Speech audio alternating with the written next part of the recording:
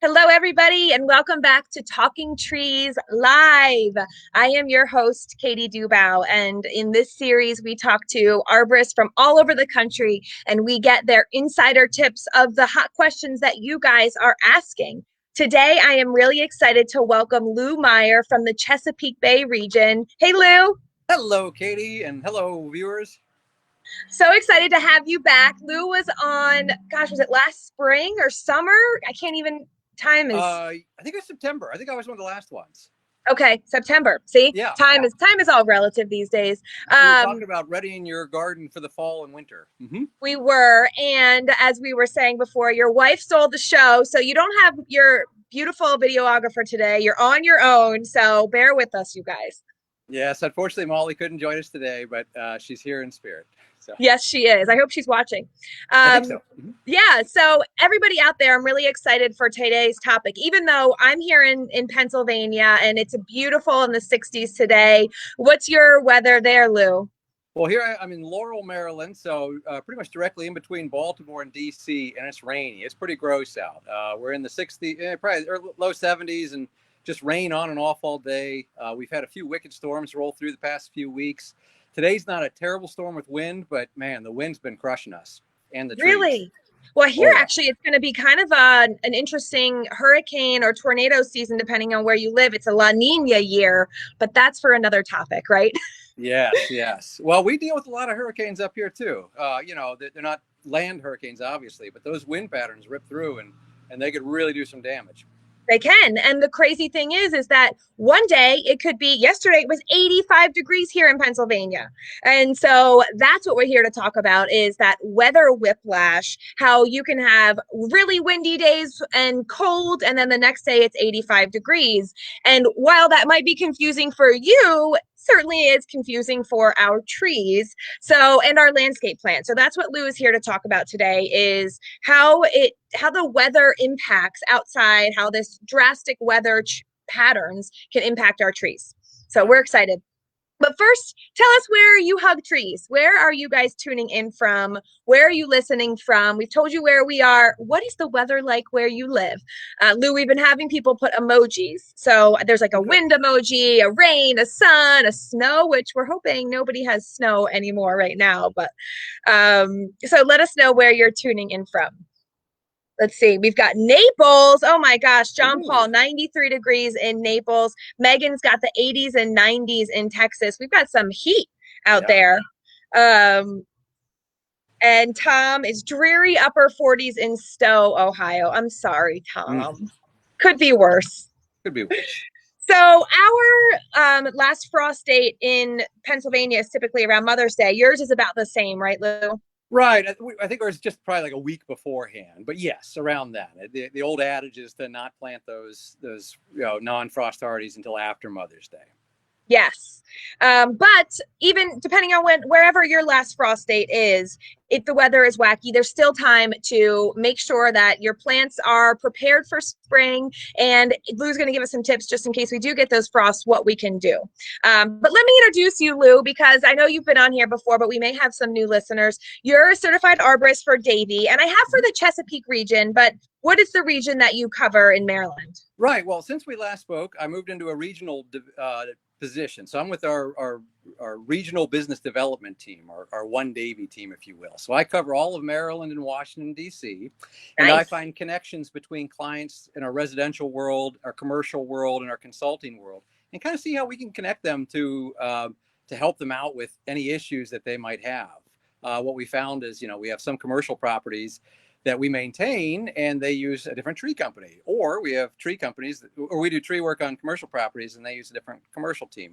And that's very simplified. There's a lot of other things, but those are the things that we look at is how can we maximize the value to our clients within the company. So I cover all of Maryland and DC. I am a certified arborist. So I passed my arborist exam back in August of 2013, which is great. And a licensed Maryland tree expert. So Maryland's one of the few states that actually has a state law that requires you to carry a license to do work on trees over a certain height.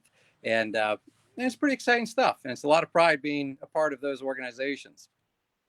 You know what? The more I hear about Maryland and learn about Maryland, the more I'm impressed by the environmental commitments that they make to, as a state. So kudos to all you Marylanders. Is that right? Marylanders, yeah. Well, I'm from Cincinnati originally, so I'm a transplant here, but I've also been impressed with the forward thinking that they have and the commitment to the environment. Absolutely. Yeah. So, all right. Well, let's jump in.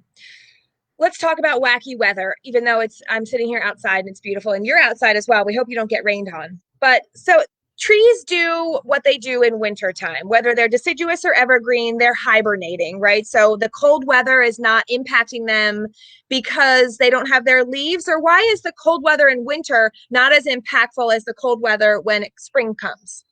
Well, it is impacting them. I mean, but they are going dormant, so they're not pushing as much sugars through their bodies, their trunks, and their the stuff. So, I mean, it's still present. There are some species that have thin bark that will get winter burn or that will get frost cracking really easily. So, if you have like a maple, sugar maples a lot will do that. Cherries will do that a lot. So they have a lot of that sap in them. When it's kind of warmer during the day and really cold. And warm's not like 60 degrees, but if it's 30 degrees in February and then 15 at night, that tree's pushing those sugars through, and then you get that cracking. So that's one of the things in the winter. I'm here next to a little redbud in the front yard, and so these guys also get frostburn occasionally. But during the winter, the damage is different. One of the big things with wild weather, like in the springtime, if you have a late spring snowstorm, Yeah. or an early fall for that matter, but since we're talking springtime, if the tree's already leafed out, you've got all these leaves that are holding the ice and the snow. So it just makes a lot more surface space for that ice to cling to. And then the trees fail a lot more frequently because of all of that weight. There's also, when the buds start popping out, trees work based on nature. So they don't follow the Gregorian calendar. This tree didn't say, oh, wow, March 1st, time to push out new growth. It's all based on degree growing days. One of the apps that we use here at Davey is the Nature Clock, actually developed by our Davey Institute. And from anywhere in the country, I can tell when specific species are going to bud out, when they're going to flower. We use this tool to know when specific diseases and pests are present. And it makes life a lot easier for us when we're planning our plant health care. But the trees don't follow that, the calendar. So if the tree starts pushing out early growth and it gets really cold, it'll pull back on that. And it takes a tremendous amount of energy, a lot of carbohydrates, or think about human, like caloric, energy to push off new growth. And so if I'm switching arms here, because my arms get up there.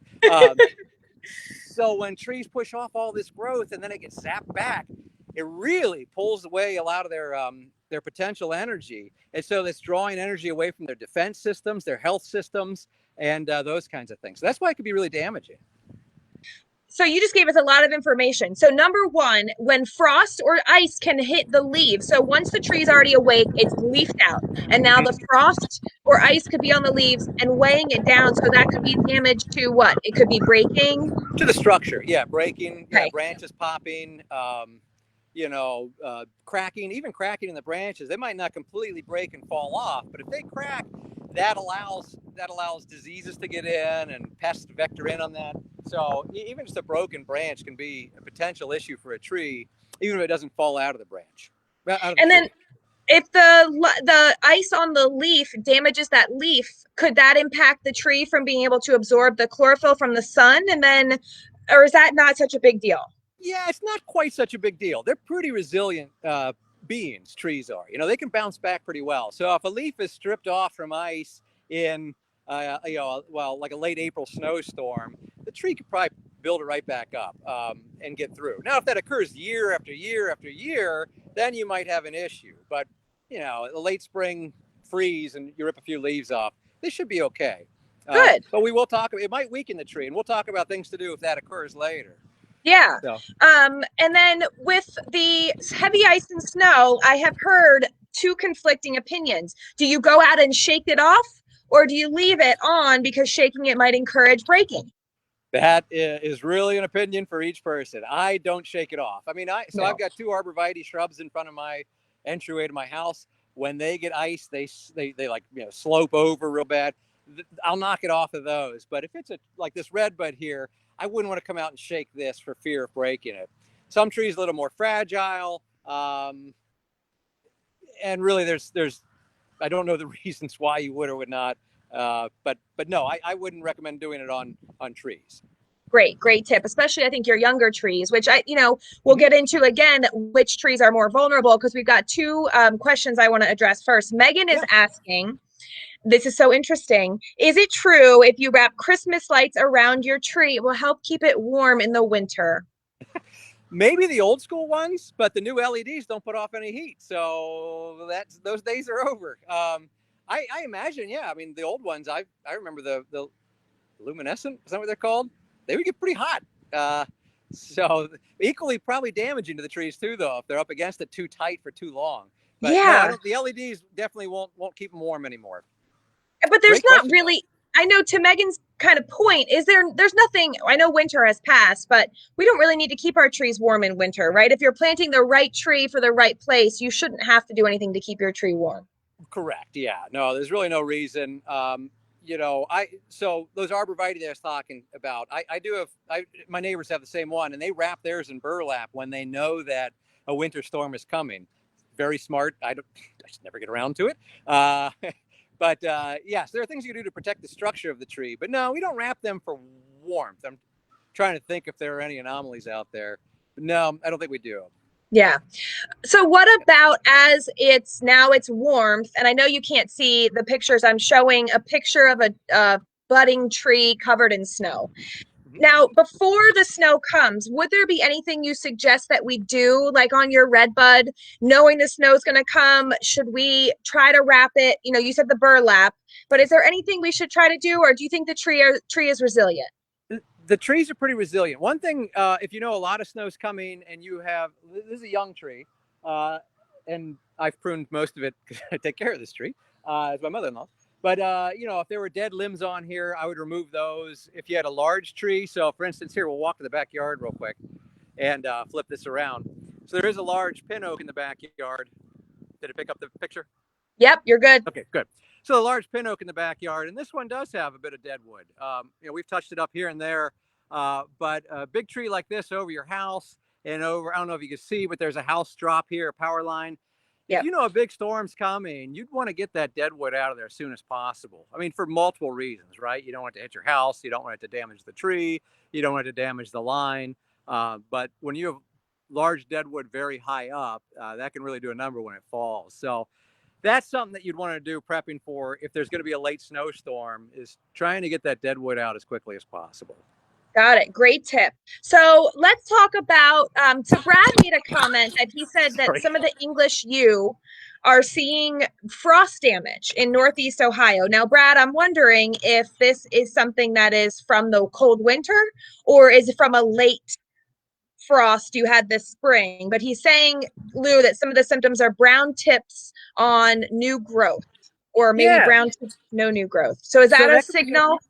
yes, that could be frost damage. Winter burn's a big thing. So I know up in Northern Ohio, we get a lot of winds coming off the lakes. And when you get really cold wind, and a yew is an evergreen, right? So it's a taxus, it's an evergreen. And when wind blows across broad-leafed evergreens, so taxus, which has it's not like little needles like a pine tree, they're kind of wider. Hollies are another broadleaf evergreen. Your azaleas are. And when cold wind blows across those, when it's dry, because the ground's either frozen or you haven't had any precipitation, the tree transpires, it evapotranspires. So the water's the fluids are flowing out of those leaves. The wind is drawing it out, and there's no water in the ground to replace that. And so you get these really dry leaves because of that. And what we do to protect against that is we use a product called we use a product. I can't believe it escaped my mind. It'll come to me. I'm sure someone will post it in the comments. Anti Desiccant. Anti-desiccant. Thank you. Desiccant. Yeah. Anti-desiccant oil. So anti-desiccant oil coats those the stomata, the openings in those leaves, to keep the water from flowing out. Now that transpiration is an extremely important process in plant life, because that's how you get water from the roots up into the leaves of the tree. So during the summer, when the plant is photosynthesizing, it needs that transpiration. It needs to pull that water out, which creates a negative suction that draws the water up. It's like a siphon, right? So Mm-hmm. that's really important. But during the winter, you can shut that down with the anti-desiccant oil to help Mm-hmm. protect against that frost burn. Ewes are Got it. also a favorite meal of deer in northern Ohio. So, Brandon, Brandon, right? You might want to be watching out for that as well.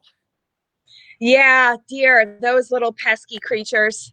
I just Mm-hmm. actually saw a groundhog run across my backyard too. So, Ah, all 'tis the right. season. Well, talk to us about which plants. I mean, you just described what the taxus family, how they are particularly vulnerable to that. But what about this late? We're here to talk wacky spring weather. Who is particularly vulnerable? That pin oak you showed us, besides Right. the deadwood, I don't think that tree is going to be very vulnerable to a late frost. But who is? Right. Well, some of the species of oaks do bud out earlier than others. So they're going to be, and I don't know exactly which species off the top of my head, or what cultivars, but you know, trees that bud out earlier than others are going to be more susceptible to frost damage for their new growth for that reason. If you're budding out in early March versus late April, early May, some of them are less susceptible, like the sycamores usually bud out later.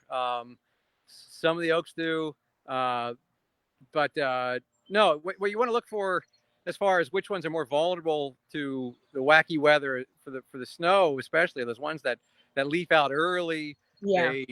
They they have the buds present, they have the leaves present, and then you've got those late fall or late spring snowstorms and Yeah. late spring winter snaps that really just zap those buds. Yeah, I'm showing right now a picture of a New York forecast that said Friday's high was 21 and today's high is 61. So those are the kinds of things that you're looking at your forecast, and you're looking at your trees that leaf out early. What about young trees or newly planted trees? Would they be more susceptible?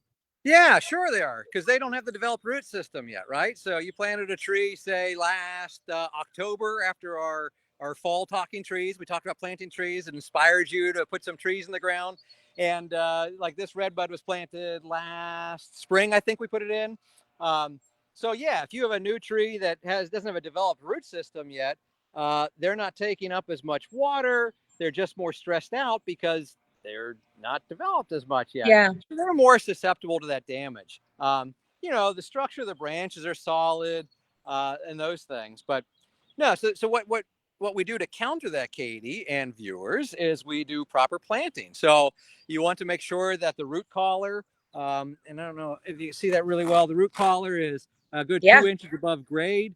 This one kind of sunk a little, so it's not exactly right. It should be raised a little bit. My bad. But you want that about 2 inches above grade. And when you dig that hole, you want to go about 3 times the width of that root ball. So this was a container plant, so it was in a 20-gallon container. So you want to go 3 times the width of that container to allow those roots to really burst out. And then you want to do a little bit of pruning, not too much on the new trees. Get rid of any dead branches and any crossing and conflicting branches. So if they're rubbing against one another, so if this one was rubbing against here naturally, you'd want to pick one or the other to get rid of, Yeah. because when that happens, you open the tree up to insect and disease entryways. And then, of course, fertilize your trees, Yeah. and that's for all of them.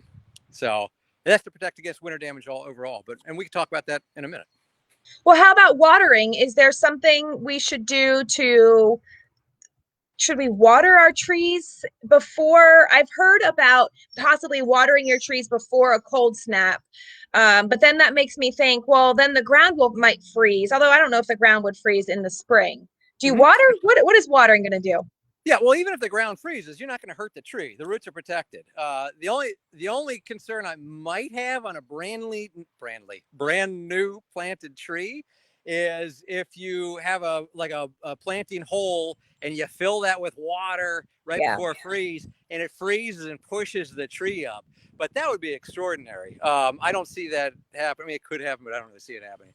But no, you should water your trees regularly. So if you have a newly planted tree, you should water weekly, at least for the first year. And you want enough that when you stick your finger down into the ground around that tree, that you could feel it kind of stick. Or a better way is if you go down about 4 inches, you can still make a little soil ball and it sticks together. That's good. If it's mushy, it's too much. If Yeah. it falls apart, it's too dry.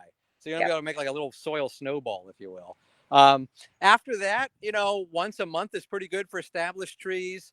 So that pin oak in the back that we were talking about, large oak, that you want to water once a month. Now, if it's getting rain, for our viewers in Texas, they might have a different schedule for watering. Here in the Mid-Atlantic, you're going to get rain at least once a month. So, do you really have to go nuts? No. But depending on where you are, again, calling on you, Texas, you're going to have to water a little more frequently. We had a couple people from Texas tuning in, so good call. Awesome. Okay, and then mulch. There's got to be something here about mulch. If you haven't mulched your trees yet, if you see that there's a frost coming, could a layer of mulch help protect? It certainly can. So mulch serves a variety of purposes, but one of those is insulation of the roots. One from the cold in the wild weather, but also in the heat in the summertime. So it's a good insulation, much like your house insulation works all year round. The mulch does too. It also replenishes nutrients into the soil. It helps break up compaction in the soil. It protects the tree. So when we're mowing around this one, we're not banging into it with a lawnmower because it's got this nice mulch ring around it. Yep. And same with string trimmers and the rest. As the mulch breaks down, it reintroduces nutrients into the soil and it looks nice. It just adds a nice touch to it. Yeah, I have some fruit trees and we expanded their mulch rings this year because they were just getting a little too close to the mower. Mm-hmm. And it's amazing how clean and crisp it looks once that mulch ring has been expanded. And never what, Lou, with your mulch? Volcano. Never volcano it. Yeah, exactly. Never volcano it. So yeah, you want a nice ring around it, 2 inches at the most in depth, and then up against the trunk, you want to keep it about 4 to 5 inches away from the trunk of that tree. What happens if you pile it up against the tree? If this one, I'll just do that. If it was like this for a long time with it piled up there, you start to develop fungal rot at the root crown, which is a really important part of the tree. Pests can overwinter in that mulch, so voles and mice and moles, and they'll chew and eat the tree to try and get those sugars during the winter. So yeah, you really don't want the mulch up against the trunk. You want to pull it back a little bit, kind of like this one. So I have a question. You talked about the flare or where the trunk meets the roots, and if it is buried too high or if it's buried too low. Mm-hmm. What if I have an established tree and that flare is buried? Is there anything that can be done? Yeah, if the whole tree is planted too low, it's really difficult. If it's just a matter of mulch piling up year after year, and another thing that happens when you do that that's really detrimental to tree health is you trick the tree into thinking the soil level is higher. Yeah. And up and down the bark of this tree, up and down the trunk of this tree, there are latent buds, and the tree will think that the soil is there, and it'll send out what's called adventitious roots. And these roots will hit the edge of that mulch, and they'll start wrapping around the tree, and they'll girdle the tree. They'll strangle it out, and that's really bad. So what we do, Katie, thank you for asking, is we use an air tool called an air spade. It's this really neat gun-like thing. It's an air gun, right? And it looks like a space laser from a sci-fi movie. But we hook it to an air compressor, and we blast out that root zone. So at high pressure, we're blasting out the soil, the soil and mulch mix that's been piling up year after year, and exposing those adventitious roots. And then we prune those roots off. We use that air gun because it doesn't damage the good roots, the positive roots, if you will, of the tree. It doesn't break them like if you're hitting it with a shovel, and you can't break the trunk of the tree with it. I mean, if you put it up against it, you can. But anyway, so we then prune off those adventitious roots that have formed, and then we reestablish the mulch ring and soil level at an appropriate level. Yes, at an appropriate level, appropriate depth. So interesting. You're talking about these space tools. Yesterday was May the 4th be with you. It was. It was. Too bad we didn't do this yesterday. Maybe that was my inspiration for that analogy. So all right, so I love that. So if you check your tree and the flare is too deep, if it's a newly planted tree, you might be able to fix it yourself. If not, call your local arborist. If you have it mulched or fertilizing, you also mentioned fertilizing. Right. Davey does a slow release fertilizer. Sometimes can be once a year, right? Exactly. So yeah, so once a year, it can be, and it's Arbor Green Pro is what it's called. So Arbor Green Pro is a Davey licensed product that we've been using for years. And we fertilize trees because trees are living beings, right? So like you and me, trees need nutrients. You know, we need proteins and carbohydrates. Well, we make carbohydrates, proteins and sugars and all the rest, and all that comes from trees, believe it or not. But trees need those building blocks in the soil to bring up into the crown to photosynthesize with sunlight to turn into sugars and continue to grow. So in our suburban environments, like where I am here, you know, it's pretty typical, right? American environment, cul-de-sac, front lawns, the rest. You're not getting a recharge of soil. When they build these homes, when they build our communities, they scrape off the topsoil, pound down the soil because we don't want our house foundations to shift. And then we dig a little hole in the clay and stick a red bud in and wish it luck. And then we walk away. And what happens, and then the leaves fall and we blow them away and maybe we'll mulch them up. But a tree like this is surrounded by turf and these roots extend out once it's established, you know, 2 to 3 times the height of the tree. So that giant pin oak in the backyard, you know, that one's got a very extensive root system, probably stretching all the way out to where I'm standing now. So cool. So when there's leaves fall in the turf and we shred them up, it's not getting to the root system of the tree because that turf is highly competitive and will steal that away. So what we do at Davey, Katie, is we use a deep root probe. It goes about 8 inches into the ground, and we stick it down under the soil surface, under that turf to get to the root system of the tree, and it's pressurized at 150 pounds per square inch, roughly. And when we deliver that fertilizer to the plant roots directly, we're also aerating the soil ever so gently. And so what you're doing is creating a happier, healthier tree because they have that nutrient intake, they have a better soil setup, and then when frost damage occurs, much like human beings, if trees are healthy and in good shape and they have their nutrients, and they have good soil that they're growing in, they can respond a lot better. So, you know, if they have pre-existing conditions like a root system that is falling apart or a lack of nitrogen or potassium or phosphorus or the rest, slight damage could become more of a problem.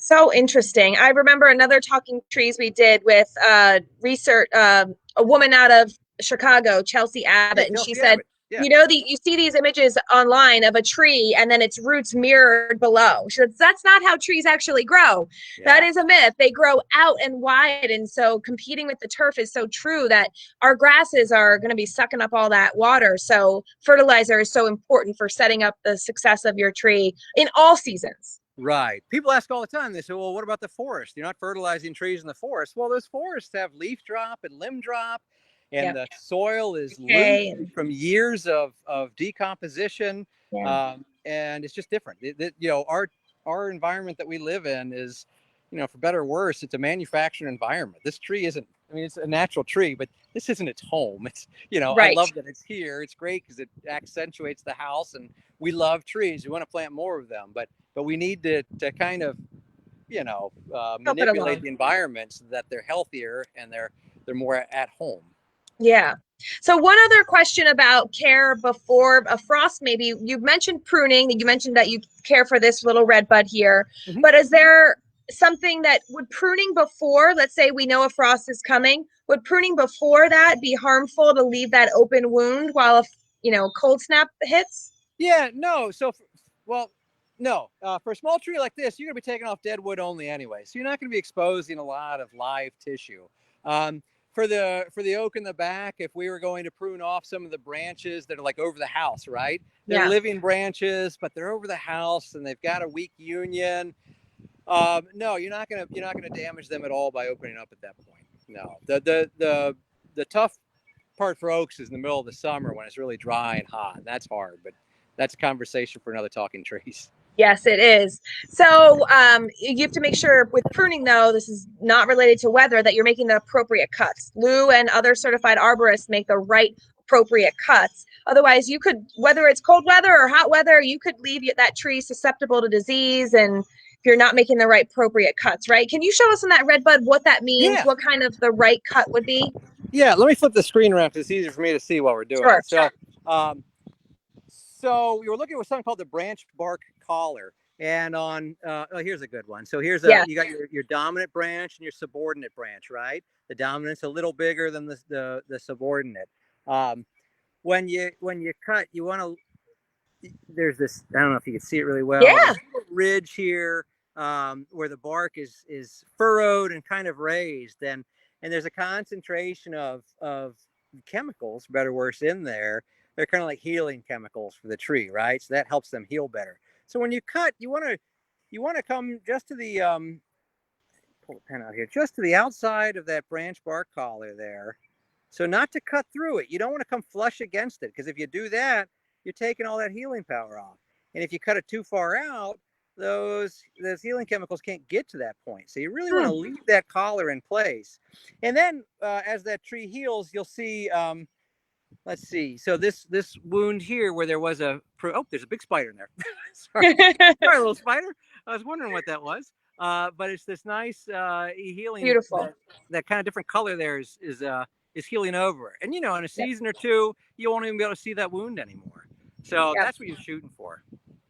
That was one of the best explanations I've had of the collar. I think that can be kind of confusing to people, and why you should leave a little bit. So thank you for that. That was helpful. Absolutely. So one last question I have about frost. So I have seen people in their vegetable gardens, let's say, do row covers or cloths that they put over their vegetable gardens. Yeah. With our established trees and we're getting a frost, there's no need to cover them, right? Or do we need to be blanketing them? No, for like the giant oak trees, you're not going to do that anyways. For a red bud of this stature, 10 feet high, you're not going to really wrap it up. If you have an especially lovely plant that you want to protect, maybe one that's in bloom, if you want to wrap it up so the frost, the moisture is not as heavy on those blooms, that might help some. But no. Now, the one thing that we are talking a lot about, now I'd be a terrible arborist if I didn't mention it, on the Mid-Atlantic area at this point, is cicadas coming. We do wrap for cicadas. So if you have a small plant tree like this one's getting a little bigger than necessary. But if you have a smaller tree that was planted this spring or maybe last fall, and you're in that cicada zone, you're going to want to protect your tree. Females lay their eggs in branches that are 1/4 of an inch, which, to give you an idea, that's about a pencil, right? So a traditional pencil is 1/4 of an inch in diameter. So branches that are 1/4 of an inch in diameter to 1/2 an inch in diameter. They prefer fruit trees, some nut trees, and there's a couple other species also. But around here, everyone plants cherries like crazy. So those cherries that are recently been planted are going to take a hammering in this area. So what we do is wrap that with an agricultural cloth. You can order specialty cloth from online. In a pinch, you can use tulle, which is a fabric for, I'll think of a ballerina's dress. My two-year-old daughter, Margaret, little Maggie, has a ballerina dress made of tulle. And, and you're using it to wrap your tree. Yeah, to wrap it in tutus. No, but that, I mean, you can get that at a store for next to nothing, and just wrap it around tight. Put a good zip tie around the base, and make sure you cut it off, though, because if you don't, then the tree gets girdled later. But after about a month of the cicadas, month and a half, you'll be fine anyways. But that tulle and the agricultural cloth allows sunlight to come through and allows that water to transpire. If you wrap it in, say, a garbage bag, you're going to be in trouble, because you're going to create a mini rainforest inside the crown of the tree, and it's just going to get fungal. It's going to get bad. So don't use plastics. I love that, because the cicadas are the hot topic, or as Lou said, all the buzz. And Lou's excited about cicadas. We're excited about them. They are typically not going to be a bug that's damaging or an invasive pest. So we're not super nervous about them impacting our trees, except for our young, newly planted trees like Lou just described. So it's an interesting phenomenon that in our region, this is what, a 17-year brood, they're saying? The X brood. Oh, yeah. Yes. So take the time to enjoy, because I know they're starting to emerge. You said you saw the emergence holes. I haven't seen them here in Pennsylvania. Yeah. No, we've seen that. We've seen the tunnels. And one of my neighbors said she saw the cicadas crawling around. I have not seen that yet, but I believe her. And you're going to see some damage to the larger trees. Don't discount that at all. There will be some damage, but it'll be minimal. It'll be in the outer reaches, the crown of the tree, the outer tips. And so in August, you're going to see on, well, like that oak, or there's a large cherry over here, over behind me here. There's little Maggie's playset, and that cherry is going to be a hot place for cicadas. They love those, and so we're going to see some flagging in August, which means that some of those perimeter branches are going to die. But I mean, branches that are 8 to 10 inches in diameter. Next fall, they're just going to fall off. Next spring, it's going to rebound just fine. Not going to do any damage to the tree long term. But one thing you can do to protect them, knowing that the cicadas are coming, is feed them. Because again, a happy, healthy tree fights off diseases and pests and issues much better than those under stress from malnourishment. I love it. Now, John Paul is saying that the cicadas are tasty with Old Bay seasoning. So the University of Maryland actually has a really neat cookbook online of how to cook cicadas. Their entomology department's phenomenal. And I found it the other day. It's this really neat PDF cookbook on how to cook them. So there is an Old Bay recipe, a Chesapeake cicada recipe. Yeah. Well, Lou and John Paul, you guys tell us how those taste. I like them chocolate dipped, but okay. Oh, yeah, I interviewed actually Dr. Michael Raup, who's out of University of Maryland, who puts together that stuff. So they have this whole cicada watch, and I know it's a big deal for people who are into bugs. So I'm getting excited about it too. But some Davey regions will do the wraps for you. You have to contact your local arborist to find out which ones do, which ones don't. But, you know, Lou, maybe we have that video of you, Lou, that you just did on Fox, your local Fox station, that we can post to show people how they can wrap themselves. It's on the Davey page, so you can find it on the website. Yeah, if you're looking for that. Great. Well, if you guys, we've got a couple emojis of cicadas not tasting so good, but if anybody doesn't have any more questions about, Lou, you've given us so many tips about wacky weather and what to do and how to be prepared. And all in all, if it sounds like if your trees are healthy and if you're caring for your trees, then you shouldn't have to worry about a frost. Of course, we've got drastic climate that, you know, you never know what's going to happen. But for the most part, if your trees are well cared for, you don't need to worry. Right. My takeaways would be, A, have a certified arborist visit your property, preferably a Davey arborist, to assess the trees for any dead wood or hazards that are already there that the wild weather can accentuate and take advantage of, and feed your trees for happier, healthier trees. So, you know, the better shape they're in.